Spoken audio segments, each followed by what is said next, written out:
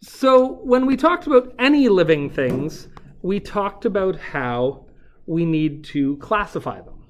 And now that we're talking about plants, we're going to take some time and talk about how we classify them, how we group them. Does that make sense?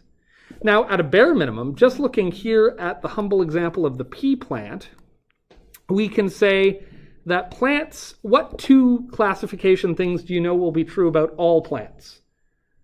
What two levels of classification do we know about for sure? Yep. They are eukarya. So their domain is eukarya, as opposed to, what's the other one? They're either eukaryotes or they could be, they're not, but the other type of thing is, we have eukaryotes and we have, what are the other ones? Do you remember? It's been a long time. Prokaryotes. Very good. What's the difference between those two?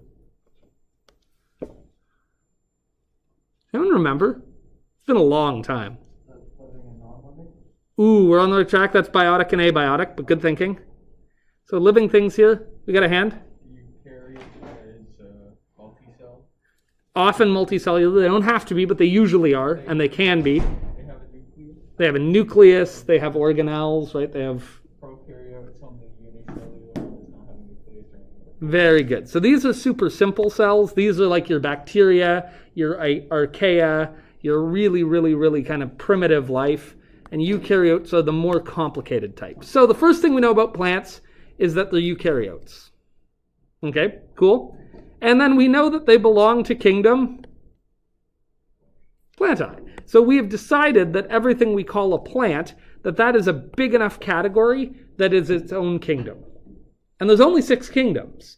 So plants are a big category unto themselves. Does that make sense? Believe me when I tell you, not only could you take a whole class in plants, which I've done 3 times in my life, you could do an entire career studying nothing but plants. So this will, by definition, be sort of an abridged run through plants. They are a big category. They are a kingdom unto themselves, which means they are meaningfully different from the other kingdoms. Plants are really different than animals. I mean, we know that, right? We understand that plants really are not very similar to animals in a lot of ways. There's ways in which they are. We're eukaryotes. We're made of cells. Our DNA is more similar than you might expect, but structurally, functionally, the way they're built, they're really different from us. They're really different from protists. They're really different from bacteria. They're really different than archaea. Which kingdom are they most similar to? Though they're still quite different. But which kingdom would you be like? They're kind of like plants. There might be some things that fall in this other kingdom you could mistakenly think are a plant. Very good. You know, if plants are most closely related to another kingdom, they're most closely related, at least just from the outside perspective, to fungi, right? You know, you could imagine thinking that a mushroom was a plant or that a slime mold was a plant, right? But there we go. So this is what we're going to talk about. We're going to talk about how we classify plants. So this is 5.1a. And just so you know, as we go, I'm going to make some diagrams. I grabbed a diagram page from a previous year when I taught this. By the way, you can see in the previous year I taught it, it was Unit 4. This year it's Unit 5, but that's okay. So when I draw a picture or when I put a diagram in there and you're like, well, where do I get that? You can copy and paste these diagrams in later. You've got them at any time. Does that make sense? Okay. So let's take a look. And I'm going to give myself lined pages here just to sort of help me sort myself out. And we're just going to say, let's get rid of that. What is going on with this pen selection? I do not approve. This is 5.1a, classifying plants.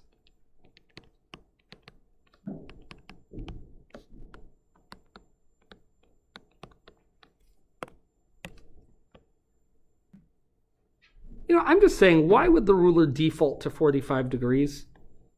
What is the most common way you're going to use a ruler? Is it not to underline things? Should not the default be 0 degrees? Isn't 0 a good number to start at? Every time I click that and it defaults to 45 degrees, I think this is not efficient. This is how frequently do I want a 45 degree ruler compared to wanting a 0 degree. I could even see, listen, if it were 90, I'd be like, that's not my preference, but it makes sense, right? But starting at 45? Come on now. Anyway, that's the end of my story. Okay, so as we just said, all plants belong to the domain Eukarya.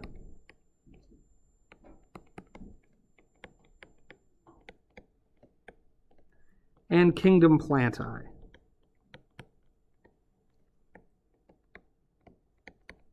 Plantae, sometimes you see it as.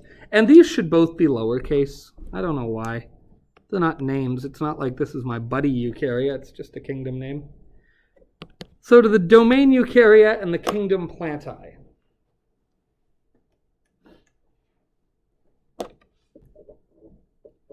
Now, do you know this? Are there single-celled plants?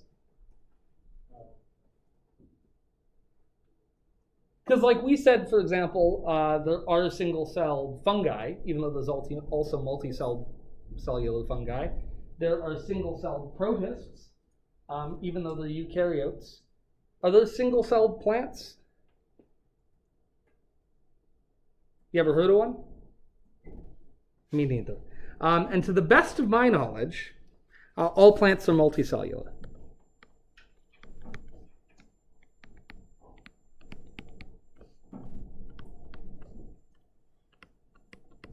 Oh, multi has an L.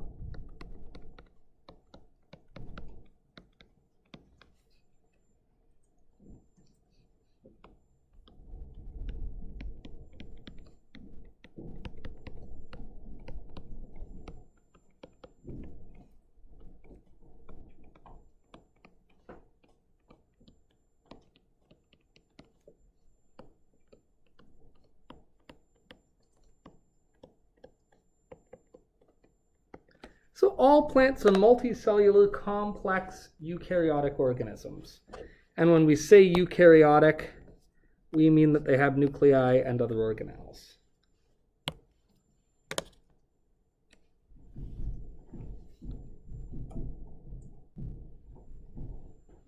We check this to make sure that she's recording. Oh, she's recording. Look at that.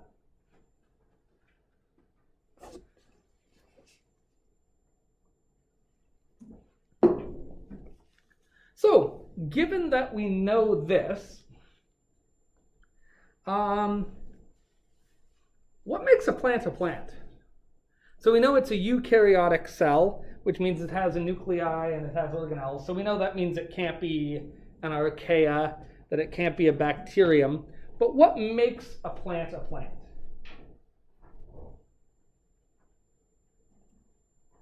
I mean, just in your own experience. For example, if I played a game of plant or not a plant, I think you guys would be largely successful. Allow me to demonstrate. Human. So plant or not a plant? No. Not a plant. Okay. A spider that I used to have living in that corner. Plant or not a plant? A plant. The grass. Plant. Okay. How do you know that? The tree. Weird, because trees and grass are really different, and yet you instinctively know that they're both plants. Why? What makes something plant-like? They grow in soil. Okay, so interesting. They grow out of the ground, and that is mostly true. Now, having said that, can I grow a plant without soil? Yes. Sure, right? Like hydroponic growers, right?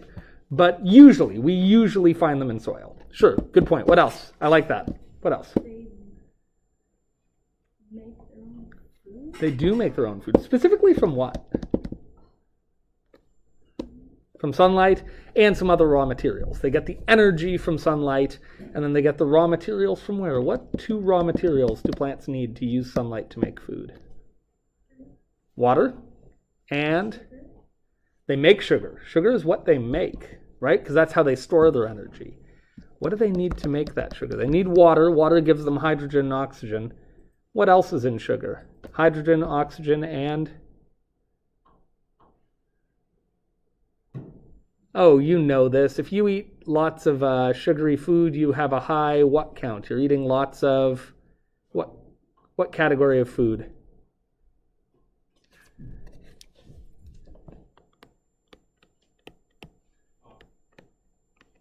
Carbohydrates. So obviously what atom do we also need? We need hydrogen, we need oxygen, and we need carbon. Where do plants get carbon? To make sugars, to make carbohydrates. The airs. Very good. Specifically in what form? Yeah, very good. Carbon dioxide. Good. So all plants...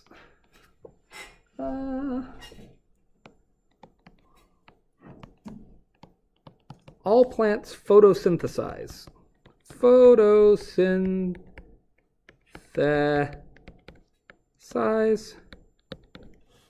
Yeah. Well, if you think about it, though, it really is a logical word. Photo means light. Synthesis means to make stuff. So literally, all plants make stuff out of light. Listen, if you spoke Latin, no science words would be complicated. Right? This sounds fancy, but like honestly, if you spoke that language, you'd be like, all plants light make stuff. And you'd be like, oh, I get that. All plants make stuff out of light. I get it. So don't let it intimidate you that they use this other language to come up with these words. These things make just really logical sense. If you know photo means light, and if you know synthesize means to make, making stuff out of light. All right, so when we say they photosynthesize, we can say specifically that it is carbon dioxide plus water plus sunlight gives us sugar. And what's the waste product? What do plants unintentionally have too much of and they release it? They don't need it. Oxygen, which is pretty good for us, isn't it? We're pretty lucky they do that. You don't have to know this, but does anyone off the top of their head know what the formula of a basic sugar is? Your grade 9 or grade 10 science teacher probably made you build a model of this. If we had time in this course, we'd spend a lot more time on this. But a sugar is just 6 carbon atoms stuck to 12 hydrogen atoms and 6 oxygen atoms. You don't have to know that necessarily. It's not all that important. But all plants photosynthesize. Where in the cell do they photosynthesize? Do you know? What must they have? They must have... What organelle allows photosynthesis to occur?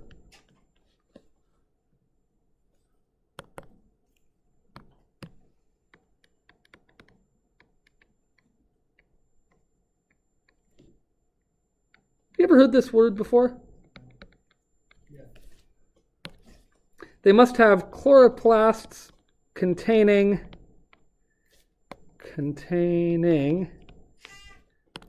chlorophyll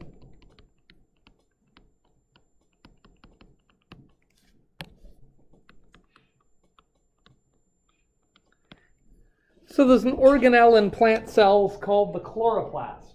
And the chloroplast is the organ inside the plant that is responsible for making energy like this. And the chloroplast is almost like the opposite of the mitochondrion. Everyone knows about the mitochondrion, right? What does the mitochondrion do? It is the powerhouse of the cell. What's that mean? It takes molecules like sugars and other molecules that, have energy inside them, and it uses them to power the cell.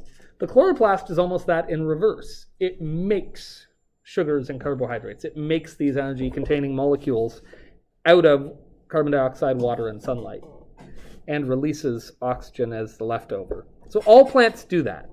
Now, does that mean every cell in a plant photosynthesizes? Where would an example of a place on a plant be that definitely isn't photosynthesizing? Sorry? You don't think the leaves photosynthesize?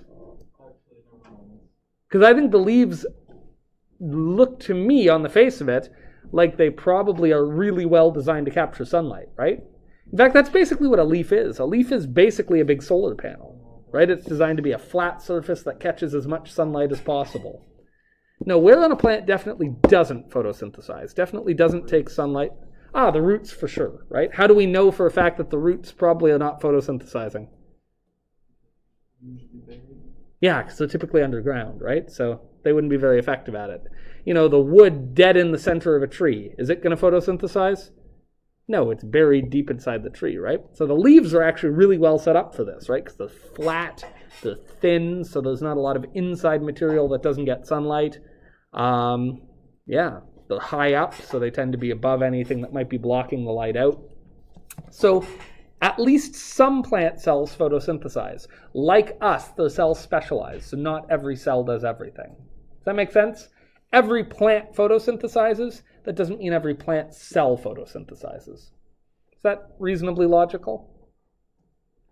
Nice. Other things we know, all plant cells have cell walls.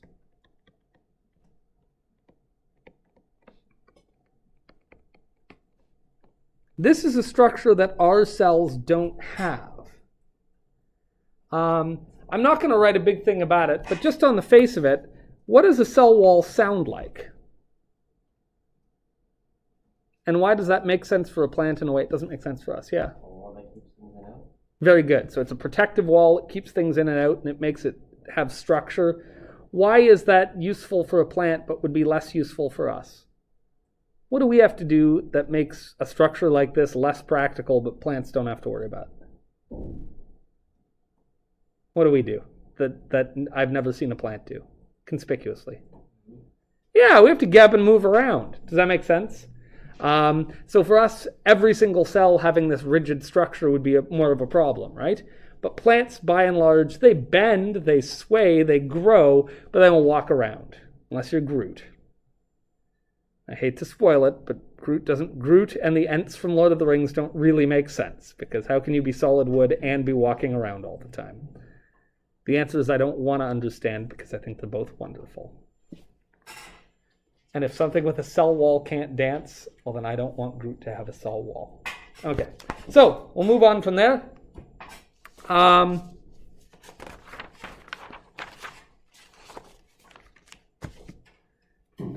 With this in mind, these are really the things that are true of every plant. Every plant photosynthesizes, every plant cells have a cell wall, and then other than that, I guess we could say all plants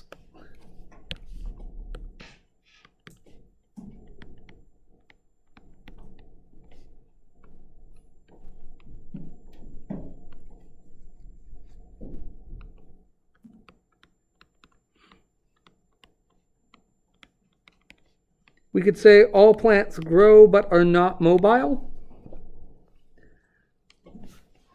Right? There's no plants that move around.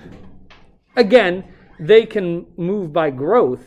Does anyone have like plants in their house? Like by a window, sitting by a window? You got some plants? If you don't, you should. It's nice. I can't because everything I touch dies, but my wife's pretty good at growing plants. So we have some plants near windows that she takes care of, and as long as I leave them alone, they seem to do all right. There was one semester when she was in school where she had to have an apartment in Hamilton because she was a midwife and she had to do a placement. And in the 6 months she didn't live with me, I killed every single plant in our house. And I wasn't trying, I was really trying my best to take care of them. I killed them all of them. Yeah, she was really upset. She was like, you killed all, like if you had tried to kill every plant in this house in a 6-month time period, it would have been hard. Because some of them were things that don't need much water. Anyway, yeah, I killed them all. And all the garlic. I don't know, because I would forget to water them, and I'd be like, oh shoot, I forgot. So then I would really water them to make up for lost time. And then they all died. Oh, it was so horrible. I felt so guilty. And every time I had to go throw one out, I was like, ugh, this is awful. And then I was like, okay, I'm just gonna replace them. But we were dirt poor. We had no money at the time. She was paying for school. I was a part-time teacher. And then you ever go buy plants? You gotta be infinitely wealthy. Plants are expensive. Plants are really expensive. So now I'm lucky enough to be in a position where I can afford to buy plants. But then I couldn't afford to buy plants. I didn't have plant buying money. So yeah, she came home from school having worked 6 months straight without a day off, and she was like, oh, I see all the plants are dead. Yeah, it was not good. Not a good look for me. But anyway, so plants grow, they're not mobile. The cells have cell walls. All plants photosynthesize. All plants are multicellular. They're eukaryotic. And other than that, then we have to start grouping them off into different categories. Other than that, there's lots of different ways they grow. A tree is really different than grass. which is really different than a lily on a pond, right? Which is really different than a potato. These are all different things, right? But they're all plants. So the next thing we have to do is we have to figure out how do we classify these.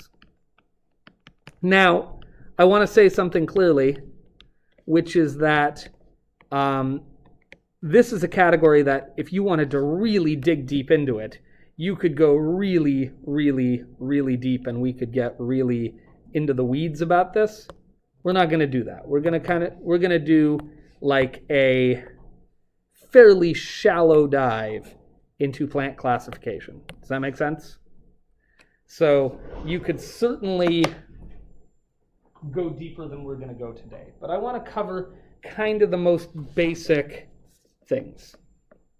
Now, the most basic thing, the most basic category is this. If a plant is going to grow tall, even a little bit tall, picture a flower or picture the biggest tree, what do they have in common? What do they look like? Even though obviously a tree is very different than a flower. At its most basic, what do both of these things look like? Flower and a tree. How would a little kid draw either of them? Attached to the ground. Sure. So if we have the ground like this, here we have a tree, and here we have a flower, like that. I mean, I should have used colors. Is that a good drawing of a tree and a flower? No, it kind of sucked. Okay, let's try again. Instruct me, teach me. I want to draw a tree. Talk to me, yes. Make 2 lines going up. Okay, No, like inside. Side. like that.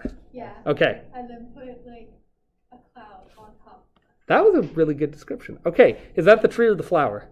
the tree. Okay, awesome, I love it. Now talk to me about the flower. What should I do? You did great. That was a really good description. I feel like that's a passable tree. I mean, I'm waiting. This is how I used to draw flowers. Go. I do pretty much like that, but like the cloud part is more round. So like this. Yeah. Yeah. And then don't we usually like kind of do something like this for a flower? And then But- I would put like a little circle in the middle. Oh, and like that. Yeah. And maybe like kind of this thing going. Whatever. Okay, so there's my flower. We've established that I'm a great artist, which is the real reason I did this. I want you all to bow to my amazing art. But really, what do both these have in common? Obviously, they're both crappy drawings, but the kind of the bulk of the mass is up here, and yet it's got this stupid thing connecting it to the ground. Why? Why does it even need to be connected to the ground? Why can't it like just like float or just sit on the ground? So it can absorb water. Good, it needs to get water up. And yet, why do they grow high? What advantage is it to a tree to be up here? Why does this tree better than this tree? So it can get the sunlight. Because it needs 2 things. It needs that sunlight and it needs the water. So plants are pretty logical, right? They know if we grow tall, we can get the sunlight. But if we grow deep into the ground, we can get the water. In fact, if you've ever tried to remove a plant from the ground, you have to keep in mind that depending on the plant, sometimes there's more of it below the ground than there is above the ground, right? You ever seen a tree when a windstorm doesn't break it but actually pulls it out of the ground, and all of a sudden you see all those roots and it's like, holy crow, there's a lot of roots to this thing, right? Or if you've ever, like me, removed a tree from your backyard and then you go to dig a garden like 30 feet that way and you're like, what the heck am I hitting? Oh, it's the roots, because they just go forever, right? So they are quite clever. They want to get the sunlight up here and they want to get the water down there. But they have to move these things to get to one another. So what must they have inside of them? We're getting some of the stuff we need up here, some of the stuff we need down there. There's got to be some way to take the stuff from here and put it there, and some of the ways to take the stuff from here and move it the other way. How do we do that? Well, they must have some kind of transportation system. Does that make sense? Yeah. And most plants do, but not all plants, because not all plants grow off the ground. There are some plants that, say this is a rock, there are some plants that just kind of grow mosses and things like that. Does that make sense? So every once in a while you find a plant that doesn't have to move material around, but they're the exception to the rule. Does that make sense? So this is our first broad category. Do they need some kind of transportation system? And the word we use for that, do you remember what we call your system that moves material around? Like your veins and your arteries and your blood and all that. We call that your... Good, there's another word for it. That is true. We do call it your circulatory system. The other word we sometimes use starts with cardio. That means heart. The cardio... Vascular. Okay. So don't write this yet. So cardio means heart. Do plants have a heart? No. So they don't have a cardiovascular system. But do they have the equivalent of like veins and arteries? Yeah, they also have tubes. And vascular refers to those transport tubes. So the first category we're going to put for plants is vascular, which means it has the equivalent of veins and arteries. Vascular versus non-vascular.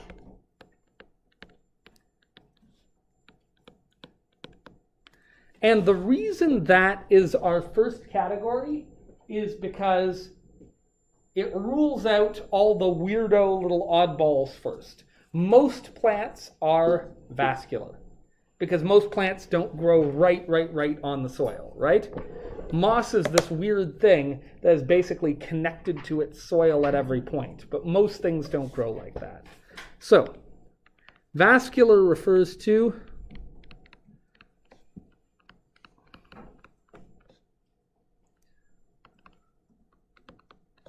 vessels that carry fluid.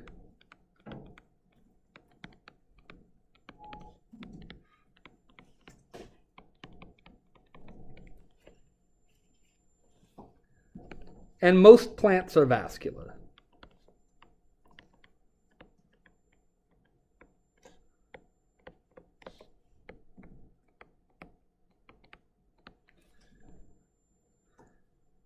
Which means they have roots that collect water.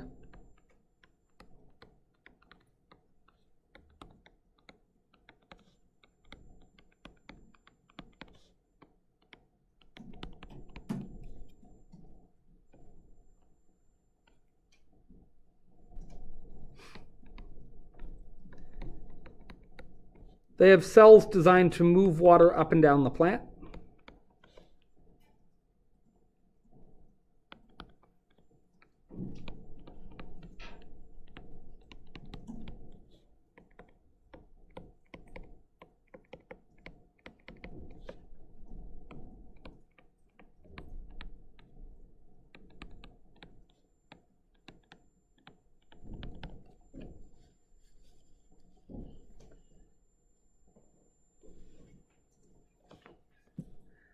You ready for a couple more pieces of amazing art? I know you are. I get it. I get it. Don't be intimidated.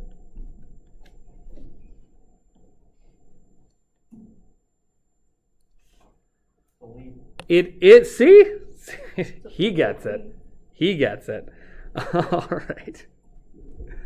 So, surely at some point, especially in the fall, you have like torn a plant up where like you can separate it to its leafy bits. You ever done that? I do that.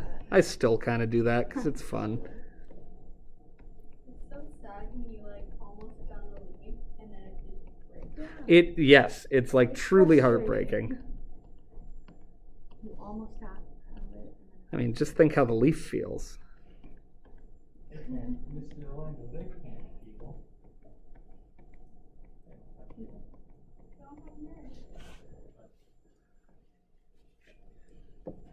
All right, so one example of vascular tissue is the veins in a leaf. And again, you don't have to worry about drawing this. I'll give you the drawing. But you might want to make, say, like example veins in a leaf. That's an example of vascular tissue. But wait, that's not all. Because, like we said, and you guys gave me a beautiful tutorial, I'm going to do my best not to disappoint you.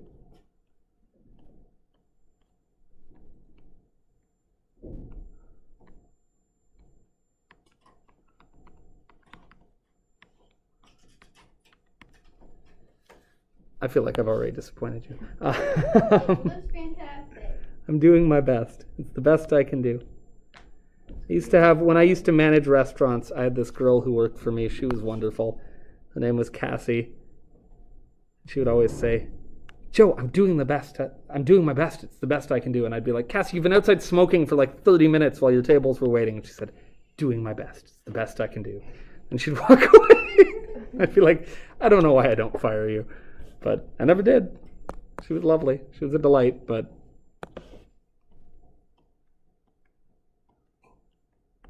All right, so here we are.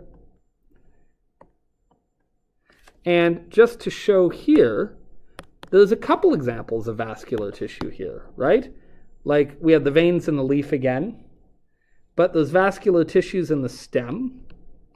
I've also noticed that there are some veins in the petals. Mm-hmm.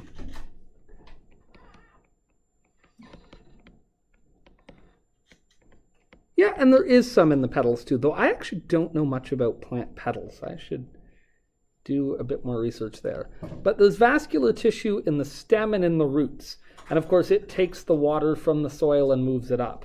But also, if the roots are growing, it must be taking the nutrients that are being made in the leaves and moving them down too, right? Like if the roots are growing, they've got to have the raw materials to grow. And to do that, well, the plant has to move them around. So there we are. So just to give a couple examples there.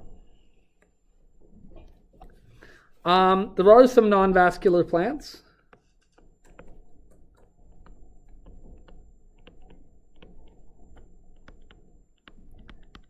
There's not a ton of them. But you can look them up. Mosses, liverworts. Can you imagine a less appealing word than liverwort?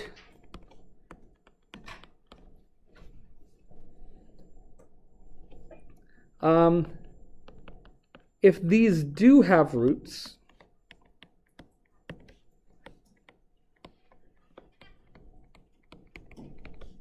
they're just structural.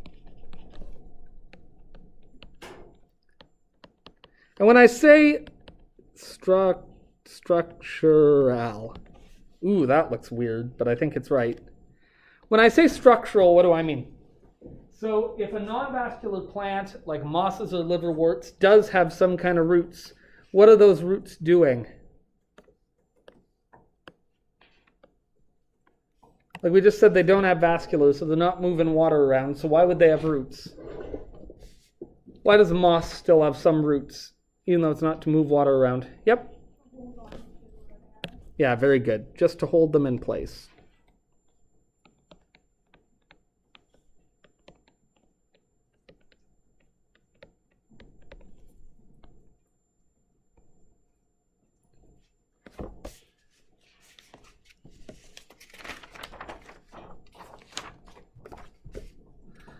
All right, so these have to get the water directly at the leaves, or directly where photosynthesis happens.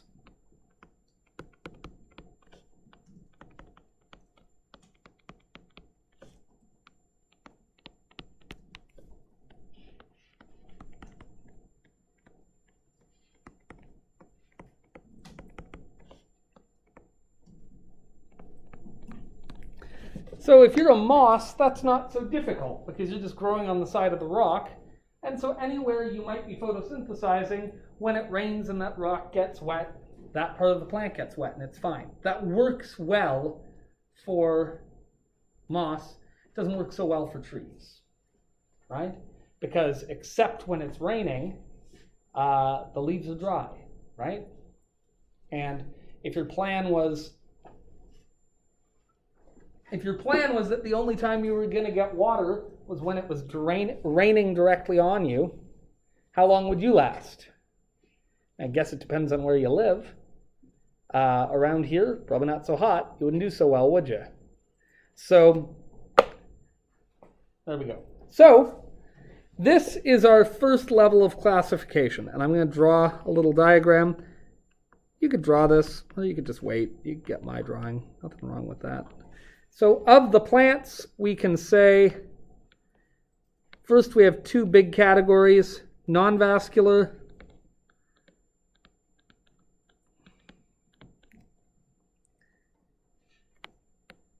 and vascular. Again, we said the overwhelming majority of plants are vascular, okay? So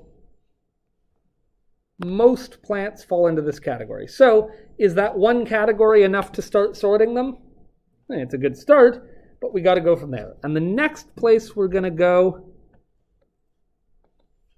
is gymnosperms and angiosperms. And we're going to talk about what that means. Gymnosperms and angiosperms.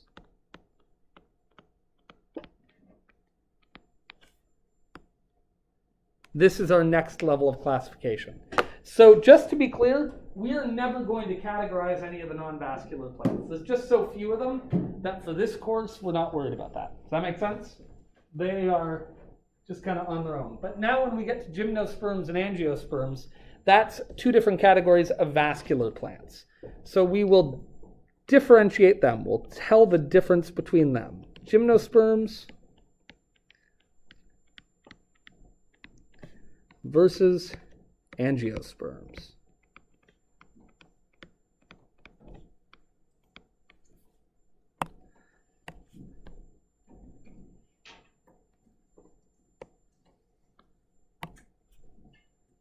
Okay, now, this is classification based on,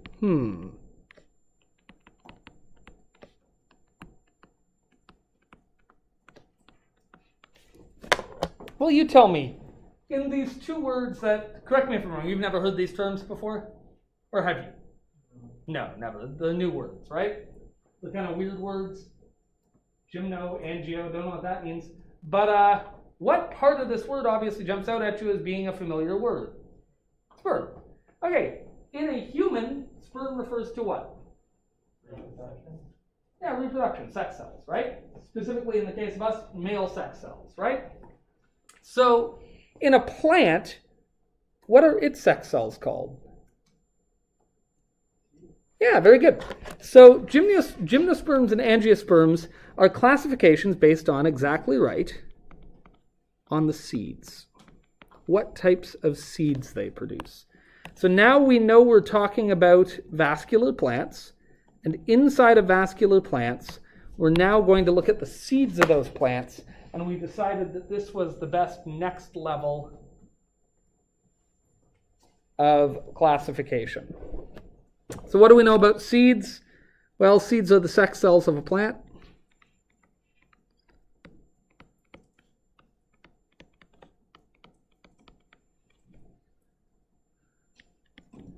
What's inside of a seed? You ever pull a seed apart? You ever done that? You ever get like a pot of peas and open it up and then actually get one of the peas inside and like split it in half? Never done that. Really? Only seeds like I've torn apart is like the helicopter seeds. Sure, there you go. But none of you play with your food? Were you all well raised by parents who taught you good manners? Yeah. Let me see if I can find the seed here.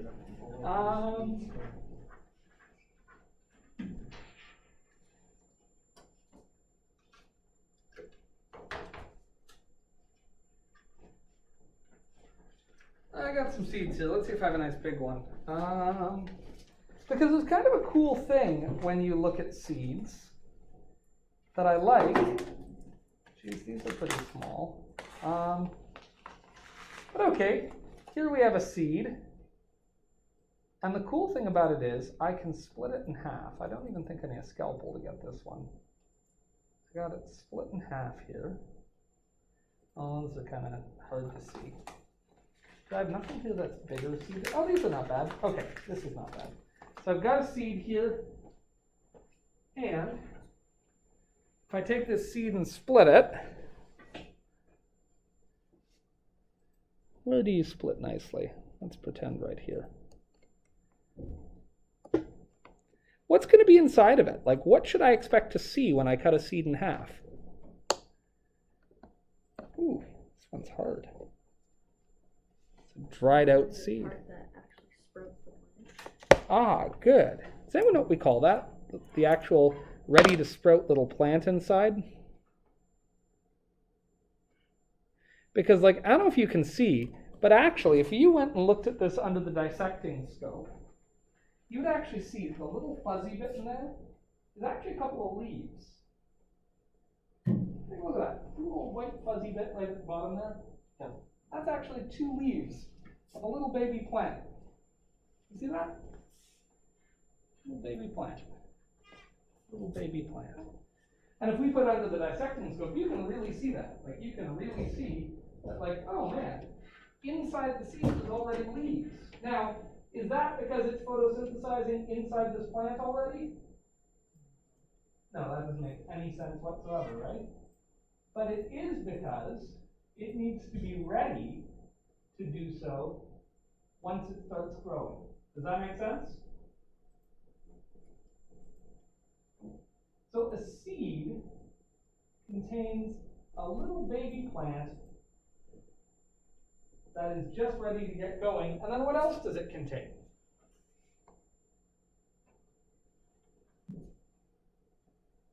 Well, it's got some nutrients.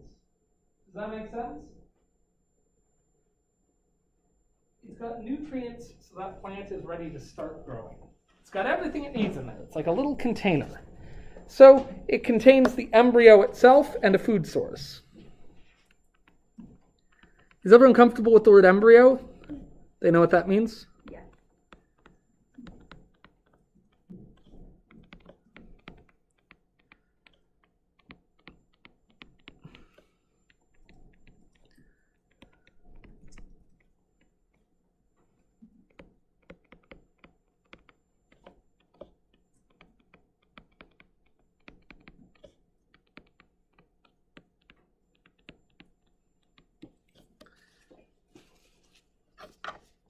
I'm going to put the scalpel away before I cut myself.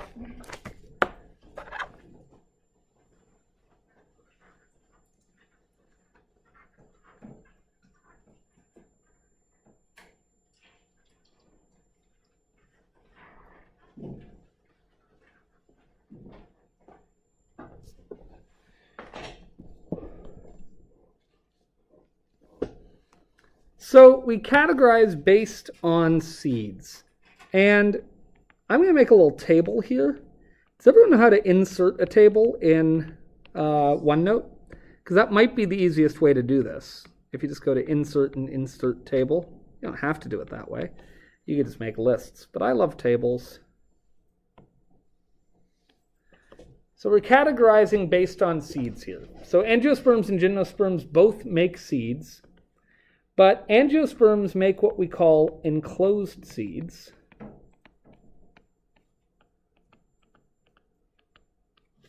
Versus gymnosperms, which make what we call non-enclosed seeds.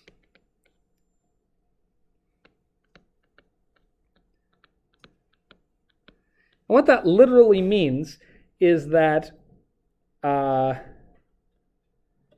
gymnosperms, the seeds themselves are like physically available. They're not surrounded by something. And if you think about it, more often than not, a seed is surrounded by something.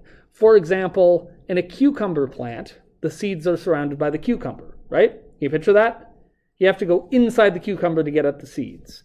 In an apple, the seeds are surrounded by the fruit, right? But even, who talked about helicopter keys? Somebody talked about those, right? Yeah. And so if you want to get to the seed there, you've got to tear away the other stuff, right? A walnut tree, you've got to go inside the walnut before you can get to the seed, right? Does that make sense? So all of those are what we call enclosed seeds, where they're hard to get at.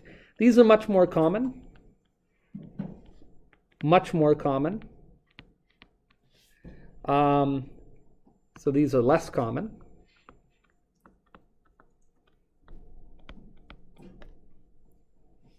Angiosperms flower.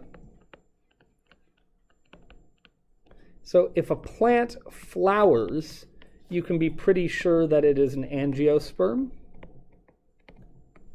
which even things we don't necessarily think about as flowering totally do. Do apple trees flower? Sorry? No. No? Have you never seen apple blossoms?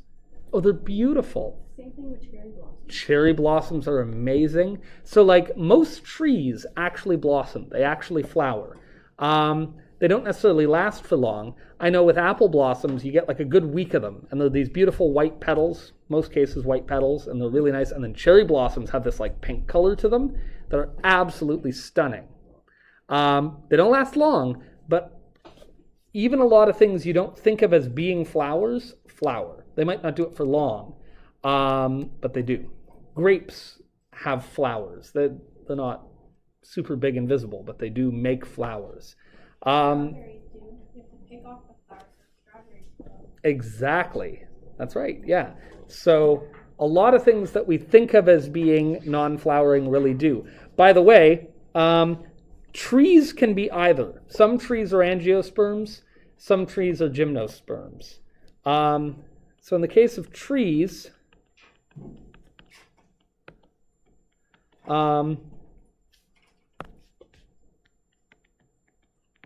angiosperms produce fruit. Sometimes that's nuts, which actually is still considered fruit in a biology sense. And they flower. On the other hand, what kind of trees don't ever flower and don't produce fruit? Very good. What do they have? They don't have fruit. They have... Yep. And?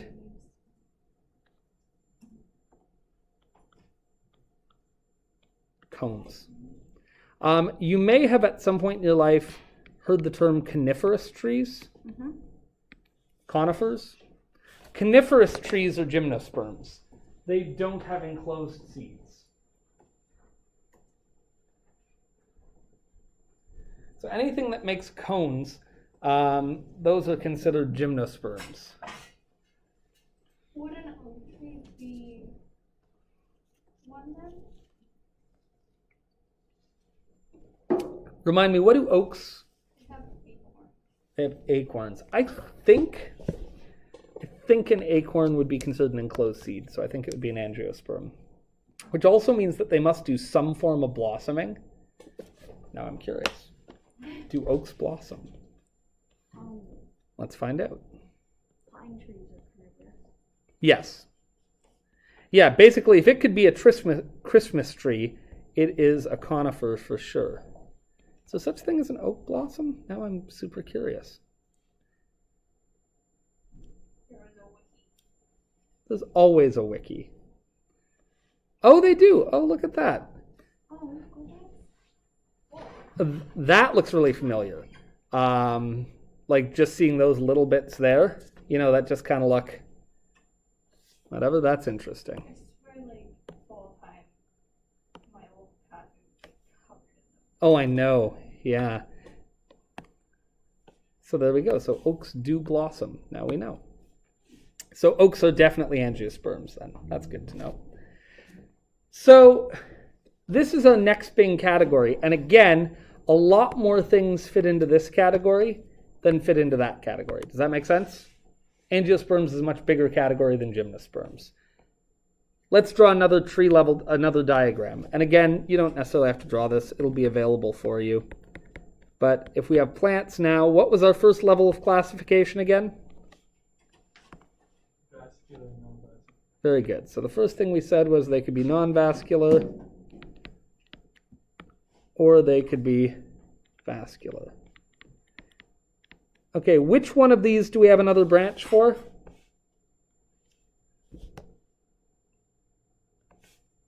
Do I have anything that goes down here? Yeah, not in this class. There are, but not in the big categories. What about here? From the vascular plants, what are our two big categories? Very good. So angiosperms. And again, these make enclosed seeds. They flower. And these, called gymnosperms, make open seeds, cones basically, and they do not flower. There we go.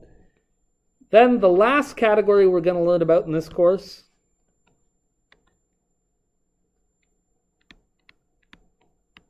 monocots versus dicots. Now again, this is by no means where the classification of plants ends.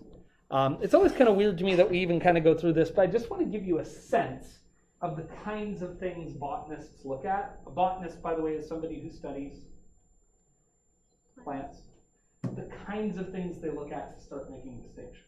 Because there's a lot of plants in the world. So to categorize them, we just have to look at specific things. And these are some of the things we look at.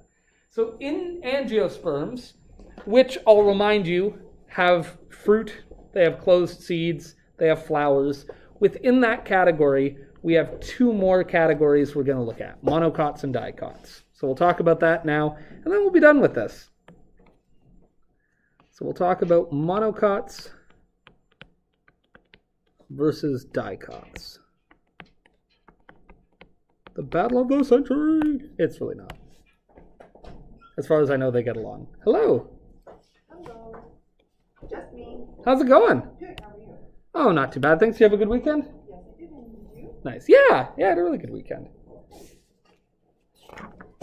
Okay, so the first thing we did was we classified based on whether or not they had like veins, some kind of tube that moves material, mostly water, right? Vascular or non.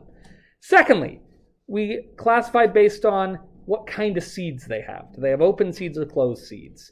Now, if they have enclosed seeds, we have this third thing, which is classifying based on the cotyledon. What the heck does that mean?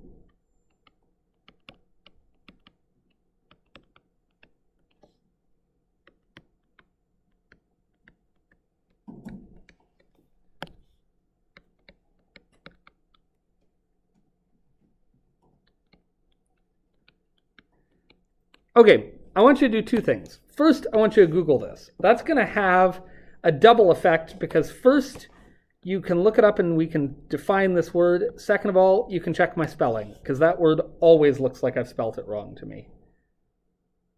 So, and I made this cheat sheet last night, but I made it by hand, so who's to say I spelt it right? So if we can quickly look that up, that'd be great. And tell me, what in the flying hey-ho heck is a cotyledon? The Y and E are in See. Oh, and can I tell you, even worse, it was right on my page. I'm fired.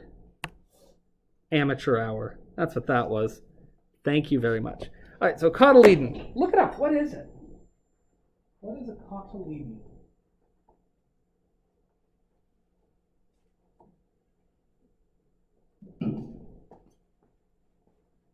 What do we got?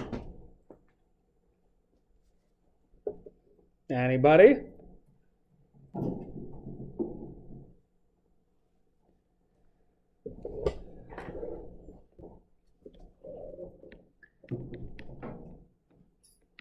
Well, it is the first leaf or leaves of an embryonic plant.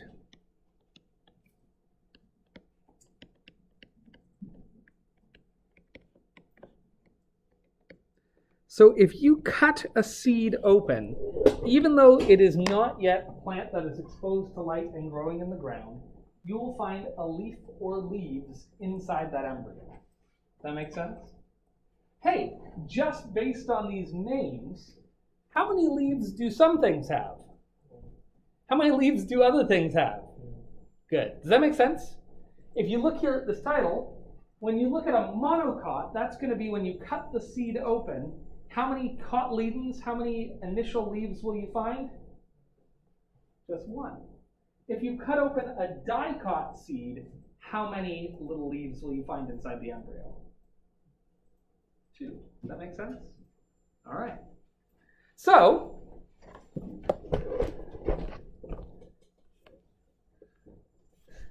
ready for another amazing piece of art? And again, you can make this table, but the drawings themselves you can steal from me. But we're going to do monocots and dicots. And this is where this lesson ends. So once we get through this, you're done. Ready? Here are big classifiers. It looks like I'm going to be done just in time for this period, which is good. And then, like I said, for the rest of the day, I'm just going to give you guys a chance to work on. There's a little task that goes with this, but it's not some big thing. And also, you can just have a chance to get caught up. Okay. So the first thing to note is that monocots have one cotyledon, which again means if you were to open the seed up, you would find just one leaf inside of it, ready to start growing. I did it again.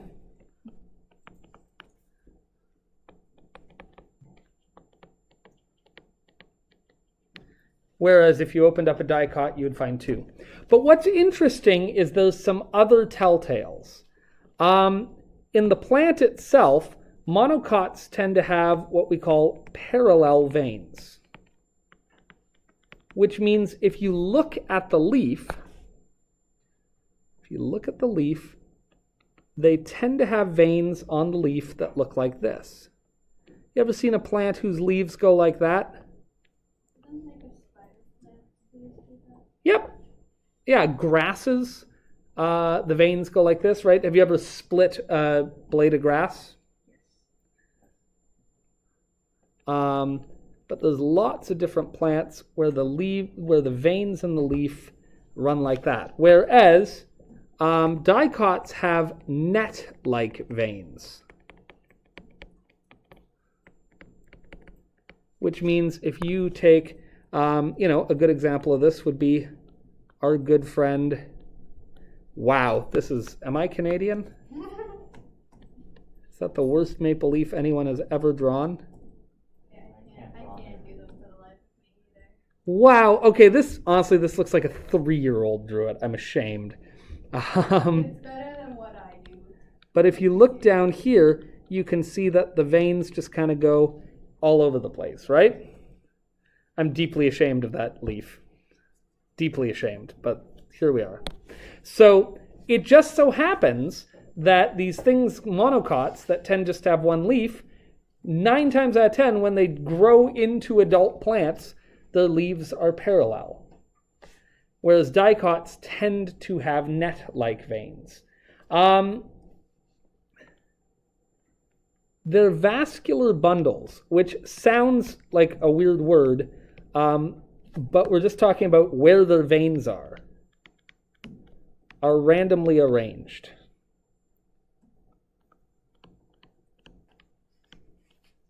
What this means is if you were to cut open the stem of a monocot, as a rule, when you cut open that stem, and this is the stem,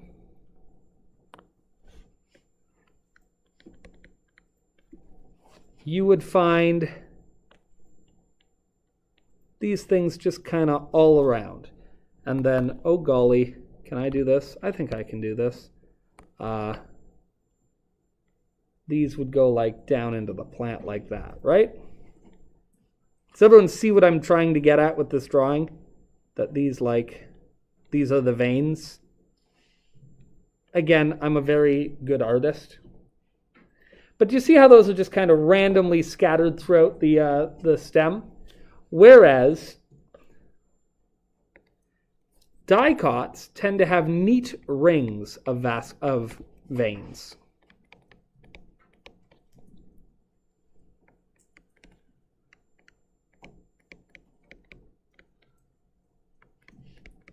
So if you cut open the stem of a dicot, what you'll tend to see isn't a random arrangement.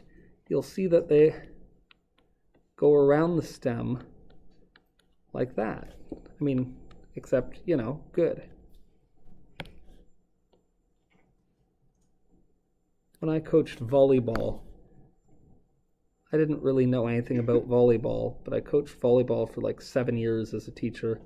And it was one of these things where they asked me to be like the staff advisor because they had an outside coach. Then the outside coach went and died on me, which is very sad. He was a lovely guy, but also meant that now I was a volleyball coach. I didn't know anything about being a volleyball coach.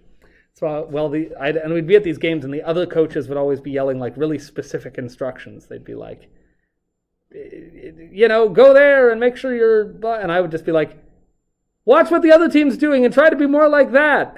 And other times I'd be like, next play, do it just like that time, but better.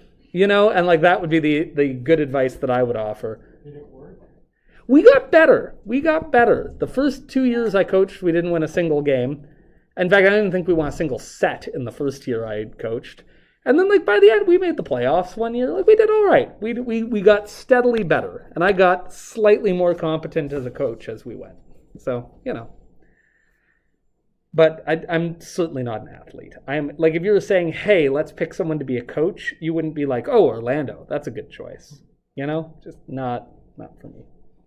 Okay, the other thing we find with monocots is you can tell a monocot because as a rule, they have fibrous roots.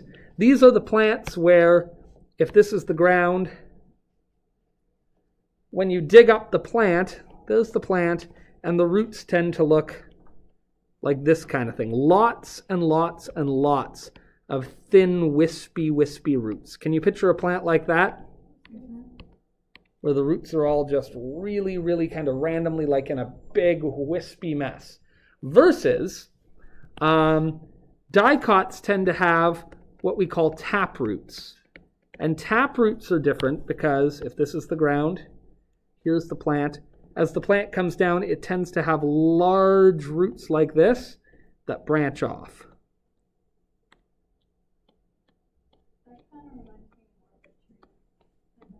That's right.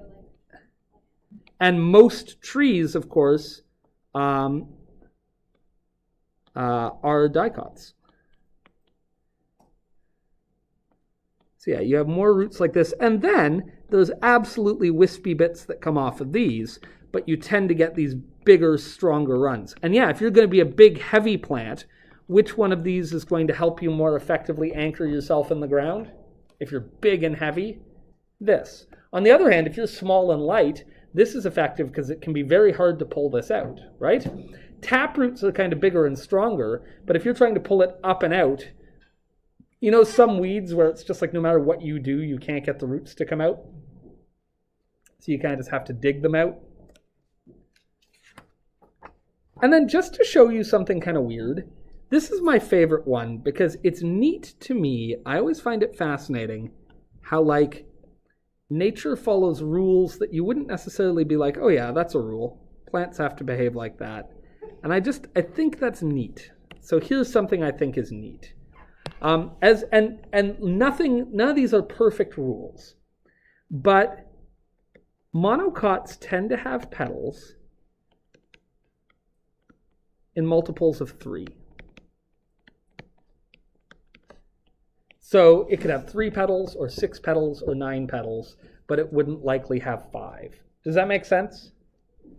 And again, that's not it's not a 100% rule, but it's a good kind of rule of thumb that if you see a flower growing, and hey, when I go to draw the veins on these leaves, should they be net-like or parallel? Yeah, these ones should be parallel, right? Because it's a monocot. And, ready? I'm going to draw a really pretty flower. So multiples of 3, so I don't want to just draw 3, so what would be a good number to draw here? Yeah, 6 is good. 3, 4, 5, 6. Do you guys mind just I'm literally 12 seconds away, and then you can I'll give you an extra break, don't worry. By the way, when I go to draw the roots, what should the roots of this particular plant look like? If it is... Yeah, good. It should have kind of fibrous roots that grow out like that. And lots of them.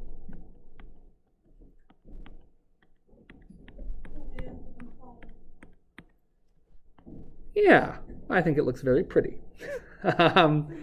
Whereas, when we talk about dicots, they tend to have petals in multiples of 4 or 5. Now, what a weird thing, but it is just neat that these traits happen to kind of coexist with one another. I always find things like that super fascinating. And probably they just evolved all together. But so here we go. Now what should the veins in these leaves look like? Yeah, so they should go like that. Wow. Yeah, that doesn't look good, but that's okay. It's a tiny drawing. Yes, that's my excuse. And this should have 4 or 5 petals. So if you imagine like a poppy, right? That kind of classic, wow. Okay, this is not going well. But there we go. That's 4. That's 4. There we go. Look at me. Great art.